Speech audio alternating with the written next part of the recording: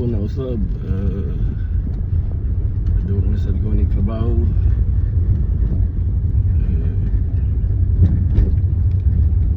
Sulti na sa gamay parte sa gospel masubot sa pagampo. In the name of the Father, of the Son, of the Holy Spirit, Amen. Our Father who art in heaven, hallowed be thy name. Thy kingdom come, thy will be done on earth as it is in heaven. Give us this day our daily bread, and forgive us our trespasses, as we forgave those who trespass against us. Bring us to the test, but deliver us from evil. Amen. Hail Mary, full of grace, the Lord is with thee. Blessed art thou among women, and blessed is the fruit of thy womb, Jesus. Mary, Mother of God, pray for us sinners, now at the hour of our death. Amen. Angel of God, my guardian dear, to whom God's love commits me here, ever this day be at my side, to light and guide, to rule and guard. Amen. Saint Michael, the Archangel, defend us in battle. Bear protection against the wickedness and the snare of the devil. But God rebuke him, we humbly pray. Unto thou, O Prince of the heavenly host, by the power of God, cast off the hell of Satan, and all the evil spirits who prowl about the world, seeking to ruin of soul. Amen. Saint John Vianney, pray for us. Mary, Seat of Wisdom, pray for us. Saint Anthony, pray for us. Saint Joseph, pray for us. Saint Thomas of Aquinas, pray for us. Saint Pedro Calungsod, pray for us. Saint Lorenzo Ruiz, pray for us. Divine Mercy, have mercy on us. Jesus of the Black Nazarene, have mercy on us.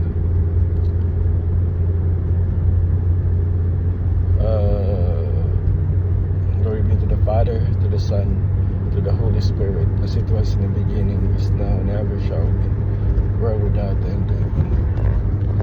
In the name of the Father, of the Son, of the Holy Spirit. Ang gospel karon sa akong sa kamay na akong pagsabot, akong nasabtan sa kamay nga pangbinilay. Si Jesus nagsulti sa iyang mga apostoles na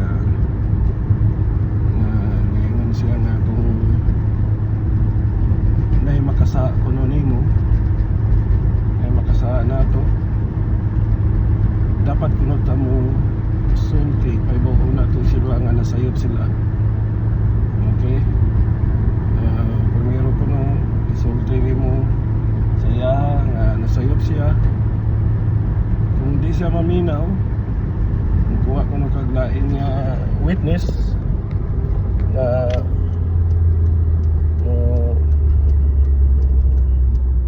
mo pasabot niya para magkasinabot mo. Kung di panggani gyapon siya maminaw, isulti nimo sa simbahan. Mo may sulti mao nga sa akong na pagsabot nga ang Ginoo maayo jud kayo ang tumong sa Ginoo sa tuwa.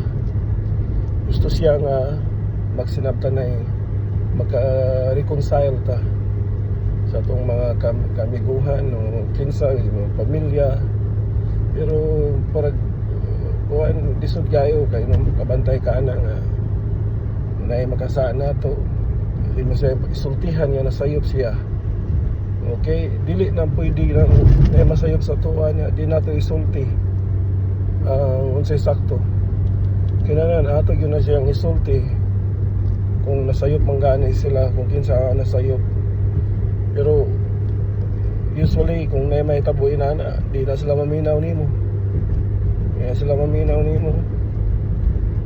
Pero okay ra. Kay kuan man adi na sa ingon nga okay nga okay na lang, pero at least musulti yun ka. dili na pwede nang maghilom-hilom lang ka. Dapat nimo siya sultihan na nasayop siya. Okay? Kunya, mana diha nga kinahanglan na kita'y simbahan. Musod ng kanang ang atong simbahan nga sa Romano Katoliko nga naman isulti man sad niya. Nga kung dili pag-abi sa maminaw sa duha ka kuan ang katapusan gyud mga tuan ang simbahan gyud. Unya napay gyud siya gisulti ato sa tumoy ato.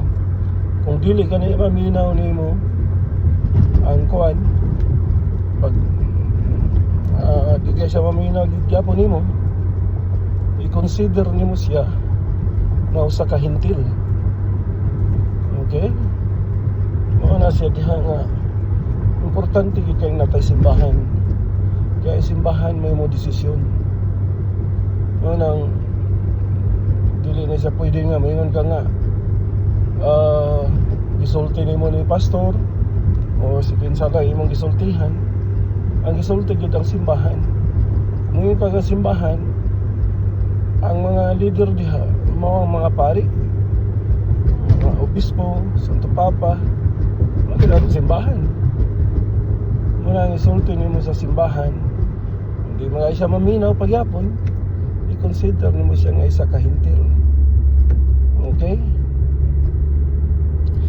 Mura na sa akong nasabton, pero ang kuan gyud ng gospel karong adlaw gusto gyud ang Ginoo nga magkasinamtanay gyud ta.